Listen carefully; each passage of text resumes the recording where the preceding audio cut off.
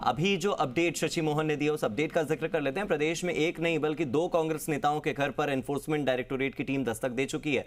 जयपुर और महवा में प्रवर्तन निदेशालय की टीम कार्रवाई कर रही है। एक तरफ पीसीसी चीफ गोविंद सिंह डोटासरा के सरकारी आवास पर ईडी की टीम पहुंची है, यानी कि सिविल लाइंस इलाके में उनके सरकारी आवास पर। तो दूसरी तरफ महवा के विधायक ओपी हुड्डा के ठिकानों पर भी प्रवर्तन निदेशालय के अधिकारी पहुंचे हैं। पेपर लीक मामले में डोटासरा के घर पर ईडी की कार्रवाई हो रही है, तो वहीं महवा में विधायक ओपी हुड्डा के पेट्रोल पंप पर दस्तावेज खंगाले जा रहे हैं ईडी की टीम की ओर से। अब ईडी की जांच के बाद ही यह साफ होगा कि पूरा मामला क्या है। संभवतया जल जीवन मिशन के घोटाले में हुड्डा पर ईडी की यह कार्रवाई है। ऐसे में ईडी की इस कार्रवाई से प्रदेश की सियासत में सरगर्मियां तेज हो चुकी हैं। कांग्रेस के एक नहीं बल्कि 2 बड़े नेता, 2 शीर्ष नेतृत्व वाले नेता इस वक्त ईडी की रडार पर हैं। एक तरफ सीधे पीसीसी चीफ हैं, तो दूसरी तरफ महवा से विधायक ओपी हुड्डा हैं। और दौसा से मेरे सहयोगी लक्ष्मी अवतार जुड़ गए हैं ज्यादा जानकारी के साथ। लक्ष्मी, लगातार मैं अपने सहयोगियों के साथ जुड़ा हुआ हूं। दामोदर जयपुर में मौजूद हैं, शशि मोहन भी मेरे साथ फोन लाइन पर जुड़े हुए हैं। आप मुझे बताइए, महवा में इस वक्त ईडी की टीम कार्रवाई कर रही है, कब ये कार्रवाई शुरू हुई है, मामला शुरू कहां से होता है, थोड़ा A to Z बताइएगा पूरा। ये हार्दिक, जो ईडी की टीम है वो दौसा के महवा पहुंची है। महवा विधायक ओम प्रकाश हुड्डा 2 बार महवा से विधायक रह चुके हैं। पहले वो भाजपा से विधायक थे, इस बार वो निर्दलीय विधायक हैं। लगातार 10 साल से वो महवा से विधायक है। संभवतः माना जा रहा है कि जल जीवन मिशन के घोटाले की जांच के लिए ईडी की टीम महवा पहुंची है। जो विधायक का पेट्रोल पंप है उनके यहाँ पहुंची है, वहाँ पे दस्तावेज खंगाले जा रहे। साथ ही सूचना यही मिली कि उनकी जो होटल है महवा के अंदर, वहां भी ईडी की टीम पहुंची है। लगातार दोनों जगह ईडी की टीम जांच कर रही है। तो जांच के बाद भी साफ होगा कि क्या है वजह। लेकिन जानकारी ये भी मिल रही है कि ईडी की भनक जब विधायक को मिली तो विधायक अपने लोगों के साथ में मौके से वहां से निकल गए। अब ईडी कागज फिलहाल जो है वो दस्तावेज खंगाल रही है। दस्तावेज खंगालने के बाद में जब ईडी को कुछ मिलेगा तो हो सकता है पूछताछ के लिए विधायक को नोटिस दिए जाए। नोटिस के बाद विधायक से पूछताछ होगी। लेकिन फिलहाल ये बड़ी बात कह सकते हैं कि इस समय कांग्रेस ने ओपी हुड्डा को महवा से प्रत्याशी बनाया है और इस समय चुनाव का दौर है। ऐसे में ईडी की जो कार्रवाई है कहीं न कहीं एक बड़ी कार्रवाई ये कह सकते हैं। जी ठीक है लक्ष्मी, आप मेरे साथ बने रहिए। मेरे सहयोगी शशि मोहन का रुख कर लेता हूं। शशि मोहन, जयपुर में दामोदर बने हुए हैं, दौसा में लक्ष्मी अवतार जुड़े हुए हैं। दोनों ने बताया है कि 2 जगहों पर कार्रवाई।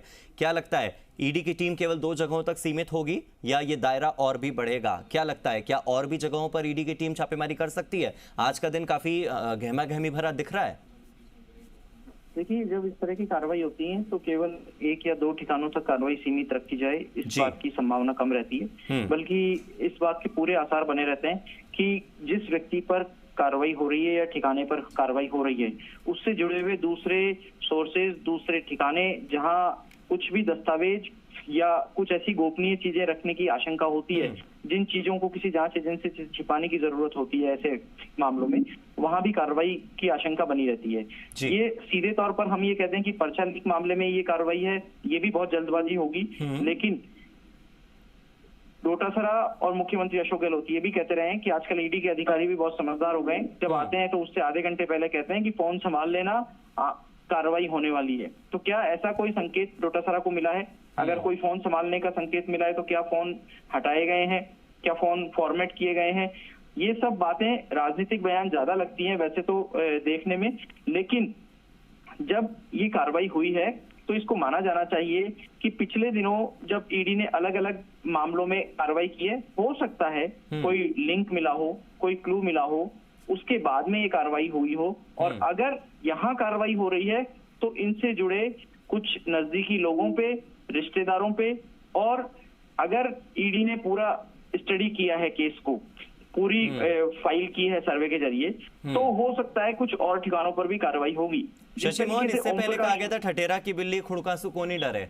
उसके बाद आपको क्या लगता है, अब ये कॉन्फिडेंस गिराने की कोशिश है डोटासरा की? क्योंकि डोटासरा बड़े कॉन्फिडेंस के साथ और बड़े आत्मविश्वास के साथ कहा करते थे कि अगर सबूत है तो लाकर दे दो, सबूत है तो बता दो कि मैंने किया है भ्रष्टाचार। उनका कलाम कोचिंग से कोई लेना देना नहीं, वो तो क्लियर कर चुके थे। उनका कॉन्फिडेंस टूटेगा नहीं इस कार्रवाई के बाद? जी, अपना सवाल दोहराएंगे हार्दिक? मैं ये कह रहा हूं कि कॉन्फिडेंस तोड़ने की कोशिश तो नहीं है ये?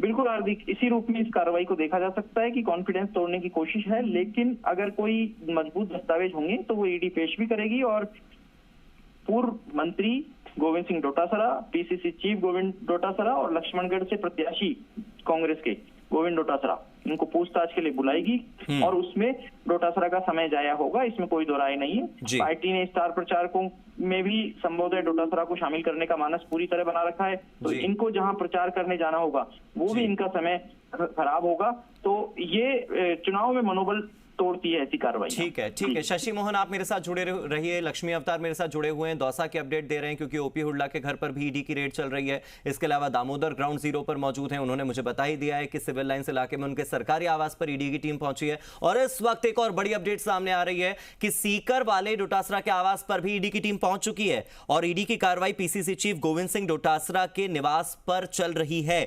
घर के बाहर वहां पर तैनात है सीआरपीएफ की टीम। इसके अलावा डोटासरा घर में ही बताए जा रहे हैं, जो सीकर में उनका घर है वहीं पर गोविंद सिंह डोटासरा मौजूद हैं और घर के अंदर वो इस वक्त मौजूद हैं। वहीं पर ईडी की टीम पहुंची है और किसी को भी अंदर जाने नहीं दिया जा रहा है।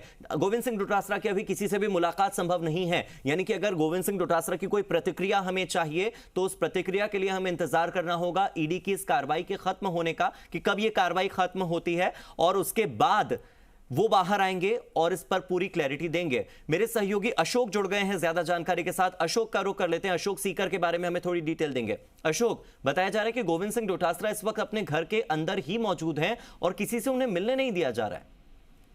हाँ बिल्कुल, फिलहाल जो है वो ईडी की टीम जो है उनके जो निजी आवास है वहाँ पर ईडी की टीम पहुंची हुई है। घर के बाहर जो है वो सीआरपीएफ के जवान तैनात कर दिए गए। हालांकि कुछ लोग जो उनसे मिलने आए थे वो लोग बाहर ही है, ना ही किसी को जो है अंदर जाने दिया जा रहा है। बताया जा रहा है कि गोविंद सिंह डोटासरा घर में ही है। अब अधिकारी जो है वो ईडी के उनसे जो है बातचीत करेंगे, उनसे पूछताछ करेंगे।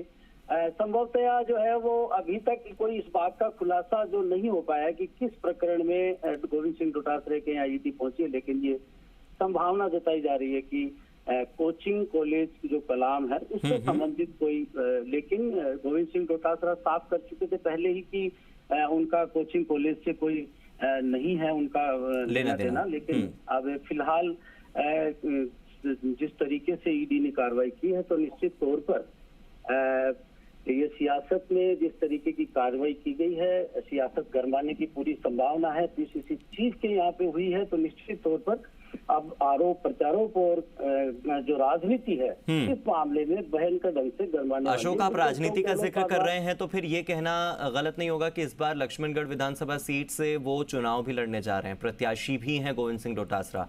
क्या इन चुनावों पर असर पड़ेगा? क्या जनता के मन मस्तिष्क पर असर पड़ेगा? क्या मतदान पर असर पड़ेगा?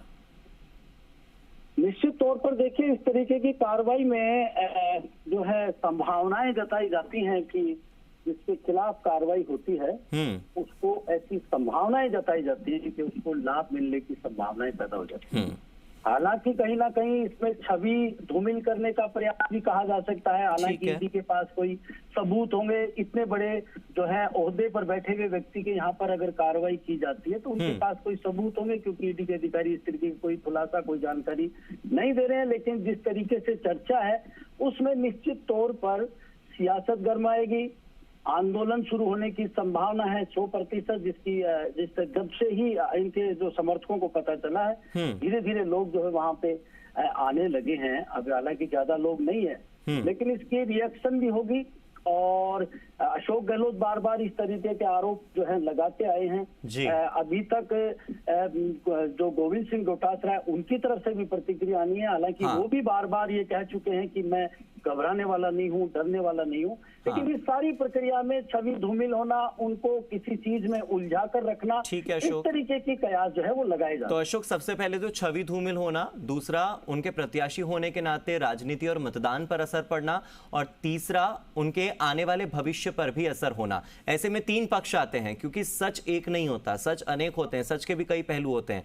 एक पहलू ये कहता है कि ये तो एजेंसी है जी, अपना काम कर रही है। दूसरा पहलू ये कहता है कि जिसने भी ये कार्रवाई करवाई है वो केवल चुनाव के मद्देनजर करवाई है, ये केंद्र सरकार और बीजेपी की साजिश है। और एक तीसरा पक्ष है जो कि निष्पक्ष है, वो ये कहता है कि पेपर लीक प्रकरण में चाहे जो भी दोषी हो, फिर चाहे वो कांग्रेस का हो, चाहे बीजेपी का हो, चाहे किसी भी राजनीतिक दल का ना हो, उसके खिलाफ कार्रवाई होनी चाहिए। तो इन तमाम पक्षों को लेकर हम लगातार जुड़ेंगे। मेरे सहयोगी शशि मोहन मेरे साथ जुड़े थे। शशि मोहन, शुक्रिया।